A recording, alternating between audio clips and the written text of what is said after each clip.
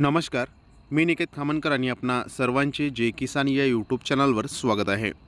आज दिनांक 29 जानेवारी 2025 आणि मित्रो आता सायंकाळचे 7:50 झालेले आहेत। शेतकरी मित्रो, राज्यातील हवामानामध्ये मोठा बदल, काय बातमी आहे सविस्तरपणे माहिती आपण या व्हिडिओच्या माध्यमातून जाणून घेणार आहोत। तर त्यासाठी हा व्हिडिओ शेवटपर्यंत नक्की बघावा। सोबतच आपल्या चॅनलवर जर आपण नवीन असाल तर आताच्या आपल्या यूट्यूब चॅनलला सबस्क्राईब करून साईडला असलेल्या बेल आयकॉनला नक्की प्रेस करा। शेतकरी मित्रो, गेल्या 3 ते 4 दिवसाच्या अगोदर आपण जो व्हिडिओ दिलेला होता त्या व्हिडिओमध्ये आपण सांगितलेलं होतं की आपल्या राज्यामध्ये फेब्रुवारी महिन्याच्या सुरुवातीला आपल्या राज्यामध्ये वादळी पाऊस होणार। तर या संदर्भात मोठी आणि महत्त्वाची अपडेट बातमी समोर आलेली असून त्या संदर्भातच आपण सविस्तरपणे माहिती जाणून घेणार आहोत।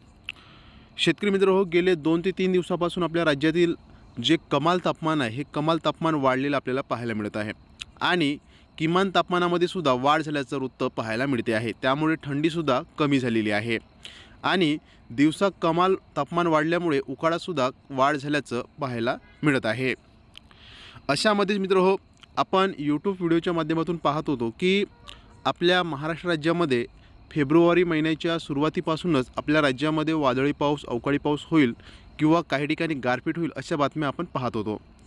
काही वेदर मॉडेल त्या संदर्भातला अंदाजसुद्धा दाखवत होतं, पण आपण त्यावेळेस व्हिडिओमध्ये सुद्धा सांगितलेलं होतं की पुढचे 5-6 दिवसामध्ये यामध्ये बदलसुद्धा होऊ शकतो आणि त्या संदर्भात बदलसुद्धा झालेला आहे। जे वेदर मॉडेल ECMWF दाखवत होतं की आपल्या राज्यामध्ये 1 फेब्रुवारीपासून आपल्या राज्यामध्ये पावसाची शक्यता आहे, तेच मॉडेल आता आपल्या राज्यामध्ये दिनांक 3 ते 4 फेब्रुवारीपर्यंत कुठलंही पावसाचं वातावरण सध्या दाखवित नाही आहे। आणि हवामान खात्याचा जर अंदाज पाहायचा म्हटलं तर हवामान खात्याने सुद्धा 1 फेब्रुवारीपर्यंत आपल्या राज्यामध्ये कोरडं वातावरण राहणार असल्याचं सांगितलेलं आहे। त्यानंतर 2 फेब्रुवारी 2025 रोजीसुद्धा आपल्या राज्यामध्ये बहुतांश जिल्ह्यामध्ये कोरडं वातावरण राहणार असल्याचा अंदाजसुद्धा हवामान खात्याने दिलेला आहे। पण आपल्याला नंदुरबार आहे, धुळे आहे, त्यानंतर जळगाव आहे, नाशिक आहे, छत्रपती संभाजीनगर आहे, या जिल्ह्यामध्ये तुरळक ठिकाणी तुरळक सरी होणार असल्याचा अंदाज हवामान खात्याने वर्तविला आहे। तुर्तास तरी 2 तारखेला अजूनही आपल्याला पुढील 2 ते 3 दिवस वेळ आहे, यामध्ये सुद्धा बदल होण्याची दाट शक्यता आहे।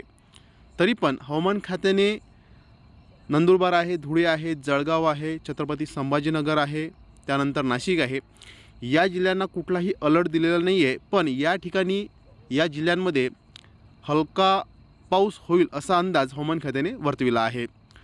वातावरणात जर काही बदल झाला तर आपण नक्कीच वेळेत आपण अपडेट देण्याचा प्रयत्न करू।